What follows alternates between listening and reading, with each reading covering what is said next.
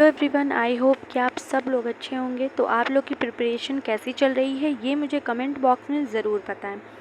So guys, आप लोग का जो एग्ज़ाम है वो 4 जून को होने वाला है। ABMU के फॉर्म्स भी आ चुके हैं और गाइस आप लोग फोकस ज़रूर करिए इस एग्ज़ाम पे, ठीक है।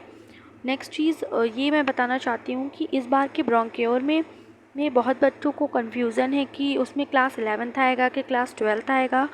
तो मैं ये चीज़ आप लोग को क्लियर कर दे रही हूँ कि उसमें ब्रोंक्योर में साफ साफ लिखा हुआ है कि क्लास 12th, ठीक है। तो आप लोग सबसे पहले जो सिलेबस कवर करने वाले हैं वो क्लास 12th का करें, देन उसके बाद आप क्लास 11th का करें, ठीक है।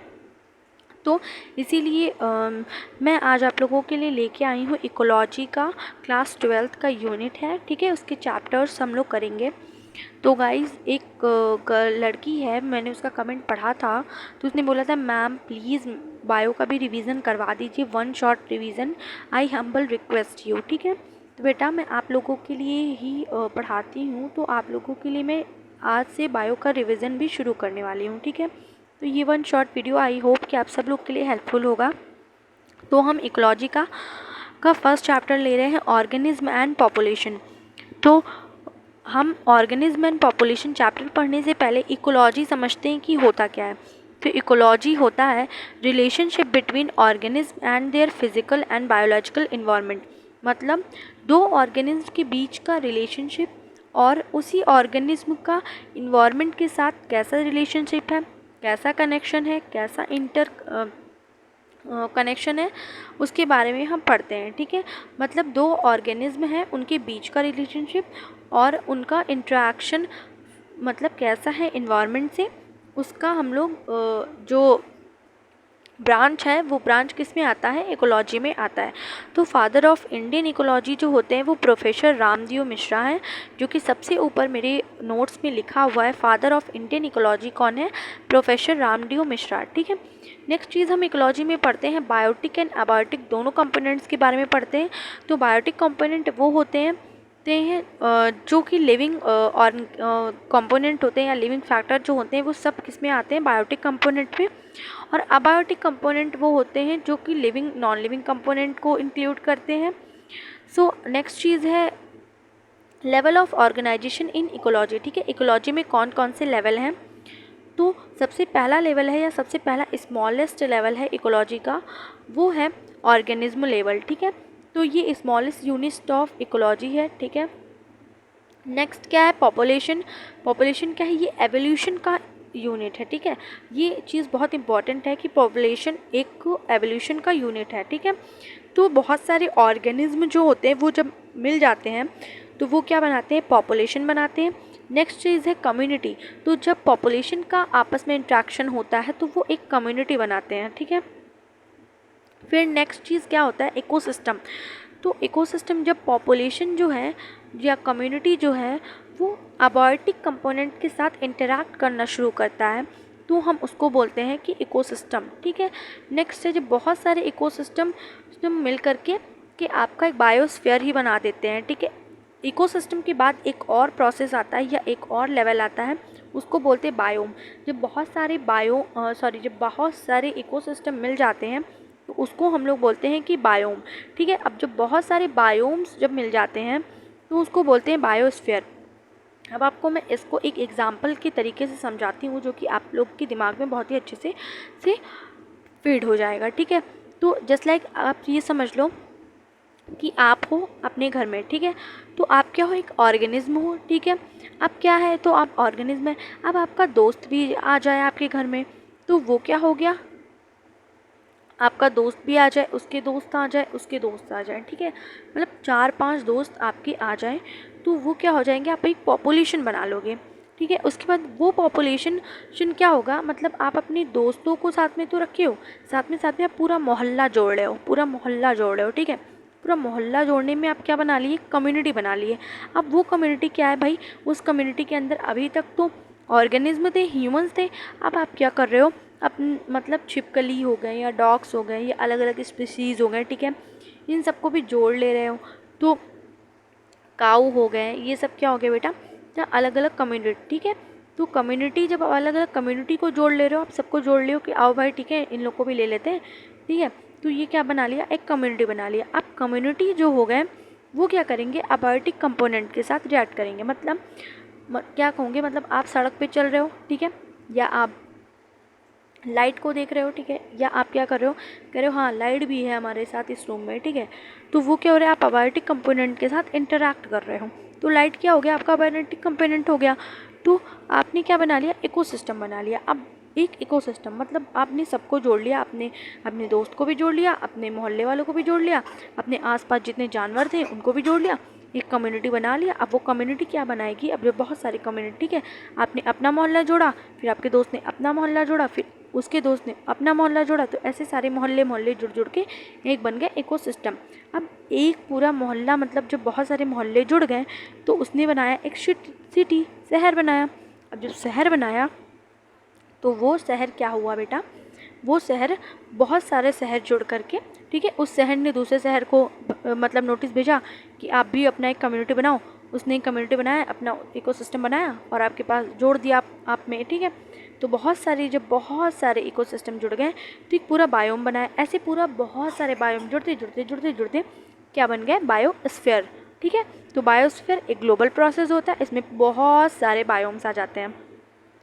तो आई होप कि आपको ये समझ आया होगा ट्रिक, ठीक है। आप अपने दोस्त, अपने मोहल्ले, अपने आसपास की चीज़ें, इन सबको रिलेट करके पढ़ेंगे तो आपको बहुत अच्छे से समझ आएगा, ठीक है। नेक्स्ट बात करते हैं कि in India 4 types of biomes, ठीक है।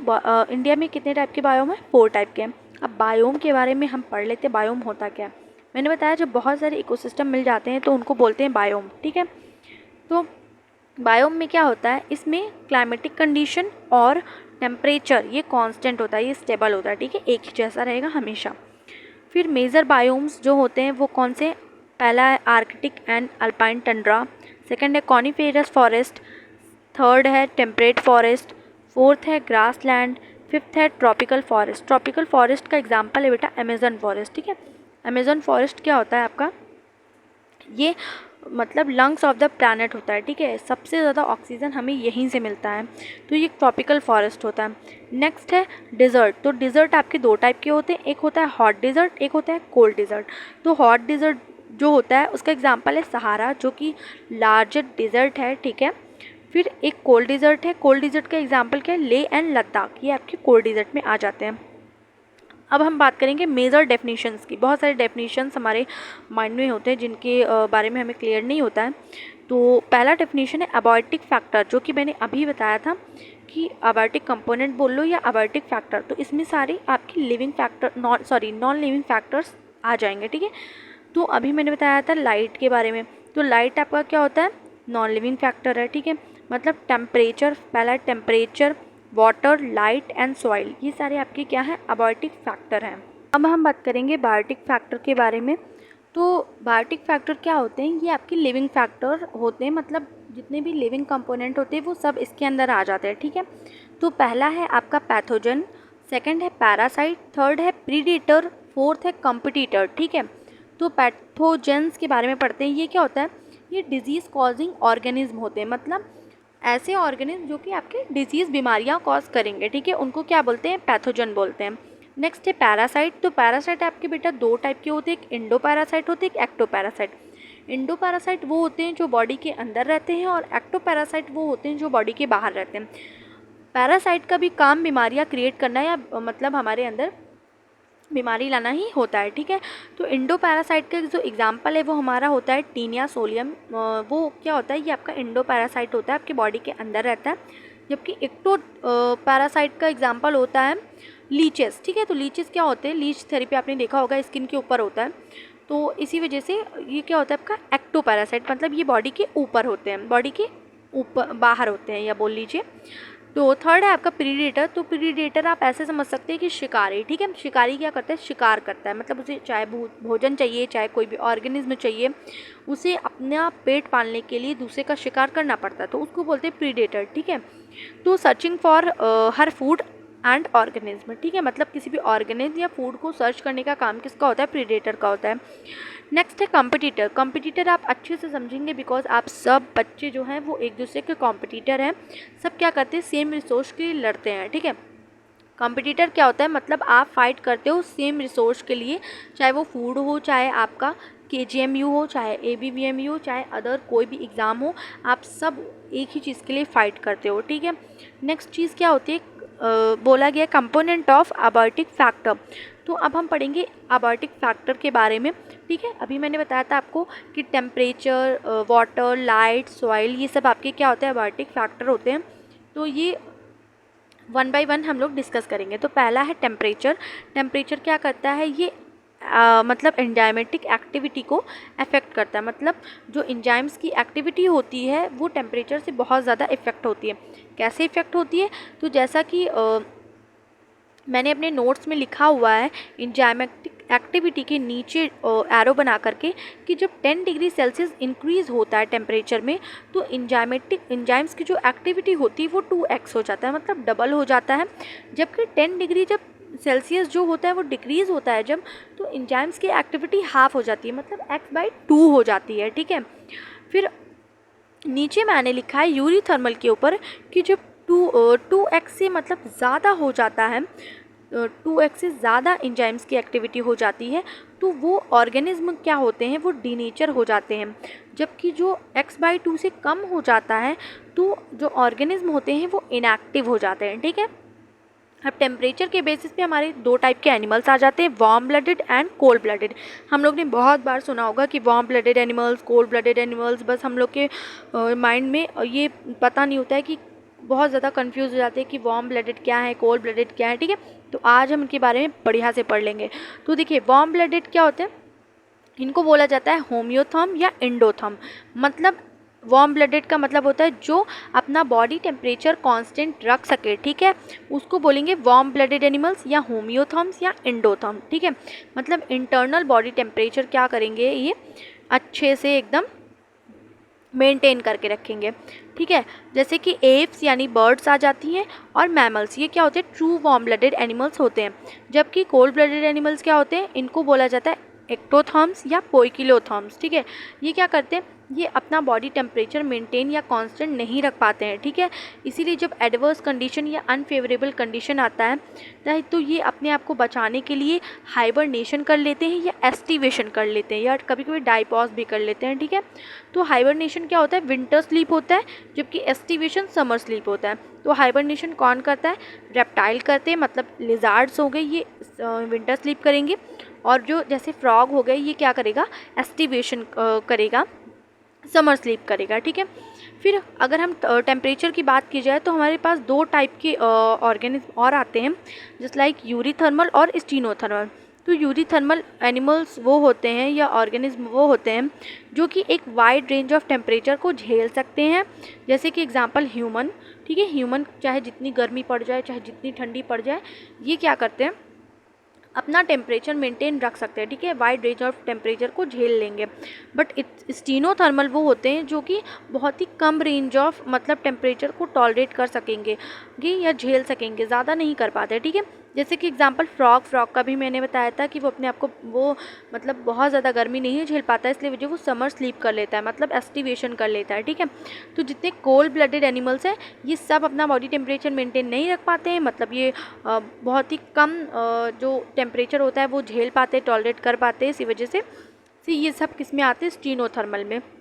नेक्स्ट हमारा अबॉर्टिक कंपोनेंट है वाटर।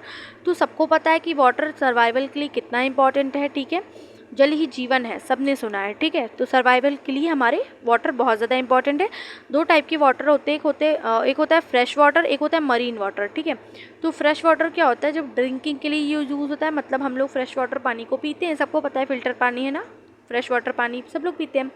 तो ये फ्रेश वाटर क्या होता है, ड्रिंकिंग के लिए काम आता है। जबकि जो मरीन वाटर होता है इसको हम लोग एक्सटर्नल यूज़ के लिए रख सकते हैं, जस्ट लाइक बात कर सकते हैं, ठीक है, इसमें हम लोग नहा के आ सकते हैं। तो ये ऐसा नहीं होगा कि हम नहा के आओगे तो आपका नमकीन हो जाएगा, ठीक है, ऐसा नहीं होता है। तो नेक्स्ट हमारा productivity and distribution depend on water, ठीक है। तो प्रोडक्टिविटी या डिस्ट्रीब्यूशन जो होता है वो वाटर पे डिपेंड होता है। अगर एक्वेटिक ऑर्गेनिज्म की बात करें तो इनमें केमिकल कंपोजिशन वाटर का पीएच, वाटर की सैलिनिटी और वाटर का टेम्परेचर बहुत ज़्यादा मेन होता है, ठीक है। तो सैलिनिटी क्या होता है, साल्ट, मतलब एक वाटर में कितना साल्ट है उसको हम लोग बोलते हैं सैलिनिटी, ठीक है। तो सैलिनिटी के बेसिस पे ही हम लोग दो टाइप के ऑर्गेनिज्म देखते हैं। तो पहला है यूरी हैलाइन, सेकेंड है स्टीनो हैलाइन। तो यूरी हैलाइन क्या होता है, जो ऑर्गेनिज्म एक वाइड रेंज ऑफ सैलिनिटी झेल सकें उनको बोलते हैं यूरी हैलाइन, और जो ऑर्गेनिज्म एक मतलब कम, ठीक है, नैरो रेंज ऑफ सैलिनिटी को झेलते हैं उनको बोलते हैं स्टीनो हैलाइन, ठीक है। तो नेक्स्ट हमारा जो अबायोटिक कंपोनेंट है वो है लाइट। तो आप सबको पता है कि प्लांट्स के लिए लाइट कितनी इंपॉर्टेंट होती है, मतलब फोटोसिंथेसिस करने के लिए लाइट बहुत ज़्यादा इंपॉर्टेंट होती है, ठीक है। तो जो लाइट होता है वो एक मेजर रोल प्ले करता है, ठीक है, फोटोसिंथेसिस में। तो फोटोसिंथेसिस किस पॉइंट पे या किस रेंज में सबसे ज़्यादा मैक्सिमम होता है, तो ये मैं बता दूं आपको कि विजिबल लाइट जब 680 नैनोमीटर पे होता है तो आपका जो फोटोसिंथेसिस का प्रोसेस होता है वो बहुत ज़्यादा मैक्सिमम होता है, ठीक है। नेक्स्ट चीज़ मैं बता दूं कि इसका स्कीसियोफाइट, ठीक है, स्कीसियोफाइट जो होता है या साइकोफाइट लिखा है, साइकोफाइट है, ठीक है। तो साइकोफाइट क्या होता है बेटा, ये स्मॉल हर्बेशियस प्लांट होते हैं, ठीक है। ये कौन से के प्लांट होते हैं, मतलब छोटे छोटे जो स्मॉल हब्स होते हैं ना वो वाले प्लांट होते हैं। तो ये क्या करते हैं, ये फोटोसिंथेसिस ना बहुत कम लाइट में कर लेते हैं, मतलब फोटोसिंथेसिस के लिए हमें अच्छी खासी लाइट चाहिए होती है ना, तो ये क्या करते हैं, मतलब बहुत थोड़ी सी लाइट ही नहीं मिलेगी और ये अपना फोटोसिंथेसिस का प्रोसेस कर लेते हैं। किस वजह से, क्योंकि टाल ट्रीज़ की वजह से, मतलब कैनोपी ट्रीज़ जो होते हैं, आपके बगल में डायग्राम भी बना हुआ है देखिए, तो इस टाइप के टॉल ट्रीज़ होते हैं, कैनोपी ट्रीज़ होते हैं। तो उनके नीचे क्या होते हैं, ये जो होते हैं शब्स या छोटे छोटे हर्ब्स होते हैं, ये ना छिप जाते हैं, तो इनकी जो लाइट की रोशनी होती है वो इनके तक नहीं पहुंच पाती है। तो जो थोड़ी बहुत लाइट की रोशनी इनके पास पहुंचती है तो उससे क्या करते हैं, ये अपना फोटोसिंथेसिस कर लेते हैं, मतलब ये क्या करते हैं, फोटोसिंथेसिस का प्रोसेस बहुत ही मिनिमम लाइट में कर लेते हैं। तो ऐसे प्लांट्स को या ऐसे हर्बेशियस प्लांट को क्या बोला जाता है, स्काइसियोफाइट, ठीक है, स्काइसियोफाइट बोला जाता है। नेक्स्ट चीज़ है सीजनल वेरिएशन इन एनिमल, मतलब लाइट कितना इफेक्ट करता है एक एनिमल के वेरिएशंस में, ठीक है। तो अगर हम लोग एग्जांपल ले लीजिए फ़िश का, तो फ़िश क्या होता है बेटा, जब आप लोग रेनी सीज़न में जब जो लोग भी फ़िश खाते होंगे उनको पता होगा कि जो रेनी सीज़न में जो फ़िशेज़ होती हैं ना वो बहुत ही मोटी ताज़ी होती है, ठीक है। जब आप लेके आओगे रेनी सीज़न में फ़िशेज़ को तो बहुत ज़्यादा मोटी ताज़ी होंगी, तो वो इस वजह से होती हैं क्योंकि रेनी सीज़न में वो बहुत ज़्यादा रिप्रोडक्टिवली एक्टिव होती है, ठीक है, मतलब वो मैक्सिमम वेट उनका होता है फिशेस का, तो उनको बोला जाता है ब्रूडर्स, ठीक है। तो ये क्या होती है, फुल्ली एकदम डेवलप्ड होंगी। तो आप इससे पता लगा सकते हो जब रेनी सीज़न में ये रिप्रोडक्टिवली एक्टिव होती है, इसका मतलब समर सीज़न में ये डेवलपमेंट का पीरियड चल रहा होगा इनका। मतलब समर में क्या होता है, फोटो लाइट होता है उसका ड्यूरेशन और इंटेंसिटी जो होती है सबसे ज़्यादा मैक्सिमम होती है। मतलब इस टाइम पे जो ऑर्गेनिज्म है वो वेट गेन कर रहे होंगे, ठीक है। मतलब उनका जो पीनियल ग्लैंड है मतलब ऑर्गेनिज्म का, वो पीनियल ग्लैंड क्या करता है, वो लाइट को परसीव करने का मतलब हार्मोन रिलीज़ करता है, एक सिग्नल भेजता है कि लाइट आ रही है उसको परसीव कर लो, ठीक है। तो इस टाइम पे क्या होता है, जो ऑर्गेनिज्म होते हैं वो मैक्सिमम वेट गेन कर रहे होते हैं, डेवलपिंग जो होता है डेवलपिंग पीरियड वो स्टार्ट हो जाता है, और रेनी सीज़न में ये फुली डेवलप हो जाते हैं, रिप्रोडक्टिवली एक्टिव हो जाते हैं। जबकि विंटर सीज़न में क्या होता है, फोटो जो लाइट होता है, आपको पता है धूप बहुत कम निकलती है, मतलब वो तो निकलता है बट बादल से छुप जाते हैं। तो फोटो लाइट क्या होता है बेटा, उसकी इंटेंसिटी और ड्यूरेशन बहुत ज़्यादा कम होता है, मिनिमम होता है। तो इस टाइम पे जो ऑर्गेनिज्म होते हैं वो वेट लॉस उनका होता है, ठीक है, उनका वेट लॉस हो जाता है और ये अनडेवलप्ड हो जाते हैं, डेवलप ही नहीं होते और ये एक वीक पीरियड माना जाता है, ठीक है। तो अगर रेड एल्गी की बात की जाए तो ये क्या करता है, ये डीप वाटर में रहता है, ठीक है, डीप वाटर में रहता है अकॉर्डिंग टू लाइट, ठीक है, जितना लाइट मिलेगा उसको इतना ज़्यादा डीप में रहेगा। तो एल्गी में जैसे ब्राउन और ग्रीन एल्गी भी ये वाटर के डेप्थ में रहते हैं अकॉर्डिंग टू लाइट, ठीक है, लाइट की वजह से। मरीना ट्रेंच जो होता है बेटा वो डीपेस्ट पॉइंट होता है अर्थ का। तो जो मरीना ट्रेंच है उसमें रेड एल्गी पाए जाएंगे, ठीक है, डीपेस्ट होता है, और जो रेड एल्गी होते हैं वो डीप वाटर में रहते हैं, तो मरीना ट्रेंच में ही पाए जाते हैं। नेक्स्ट चीज़ है सॉइल, ठीक है। नेक्स्ट हमारा क्या है, अबॉर्टिव फैक्टर फोर्थ है सॉइल। तो सॉइल क्या होता है, nature and properties depend on climate, ठीक है। मतलब सॉइल का जो नेचर है या प्रॉपर्टी है वो किस पे डिपेंड करता है, वो क्लाइमेट पे डिपेंड करता है, ठीक है। तो जो सॉइल होता है बेटा, मतलब सॉइल के जितने जो पार्टिकल्स होंगे जितने ज़्यादा स्मॉल होंगे तो उनकी जो वाटर होल्डिंग कैपेसिटी होगी वो उतनी ही मैक्सिमम होगी, जबकि जो सॉइल के पार्टिकल्स अगर बिग होंगे तो उनकी वाटर होल्डिंग कैपेसिटी जो होगी वो कम होगी, ठीक है। नेक्स्ट चीज़ हम लोग टॉपिक है हमारा ऑर्गेनिज्म रिस्पॉन्सेज टू इन्वायरमेंट, ठीक है। मतलब इन्वायरमेंट में ऑर्गेनिज्म कैसे रिस्पॉन्स करता है, तो इस पे बहुत सारे हैं। तो पहला हम लोग पढ़ेंगे रेगुलेटर, सेकंड है कन्फर्मर्स, थर्ड है माइग्रेशन, फोर्थ है सस्पेंशन। ओके, तो 4 चीज़ें हैं जिनके बारे में हम लोग पढ़ने वाले हैं। तो जो रेगुलेटर हैं वो क्या होते हैं, रेगुलेटर बेटा वो होते हैं जो कि अपना इंटरनल बॉडी टेम्परेचर मेंटेन कर सकते हैं, उनको हम लोग बोलते हैं रेगुलेटर। जबकि जो अपना बॉडी टेम्परेचर मेंटेन नहीं कर पाते हैं उनको बोलते हैं कन्फर्मर्स। तो जो बॉडी टेम्परेचर मतलब जो ऑस्मोटिक कंसंट्रेशन या बॉडी टेम्परेचर को जो ऑर्गेनिज्म मेंटेन कर लेते हैं या जिस प्रोसेस से करते हैं उसको बोला जाता है होमोस्टैसिस, ठीक है। होमोस्टैसिस ऐसा प्रोसेस होता है जिसमें जो ऑर्गेनिज्म होता है वो अपने इंटरनल बॉडी टेम्परेचर को मेंटेन करके रखता है, ठीक है। मतलब बाहर इन्वायरमेंट में कोई भी कंडीशन आ जाए बट वो अपना अंदर का मतलब इन्वायरमेंट या अपना अंदर का जो टेम्परेचर होगा वो कांस्टेंट करके रखेगा, ठीक है। जबकि कन्फर्मर्स जो होते हैं वो अपना बॉडी टेम्परेचर मेंटेन नहीं कर पाते हैं। तो जो इसमें एनिमल्स या प्लांट्स होते हैं, ये 99% जो होते हैं एनिमल्स और प्लांट, ये अपना जो बॉडी टेम्परेचर है वो नहीं कर पाते, ठीक है। तो इसीलिए जो एक्वाटिक एनिमल होते हैं इनके में एम्बिडियंट टेम्परेचर हो पाया जाता है, ठीक है। मतलब ना ज़्यादा मतलब ये कर पाते हैं मेंटेन और ना ही ज़्यादा कर पाते हैं कांस्टेंट, ठीक है। मतलब ये बीच में रहेंगे, ये ना ज़्यादा कांस्टेंट करके रखेंगे और ना ही ज़्यादा मतलब बिना कांस्टेंट किए भी नहीं रखेंगे, बीच में रहेंगे।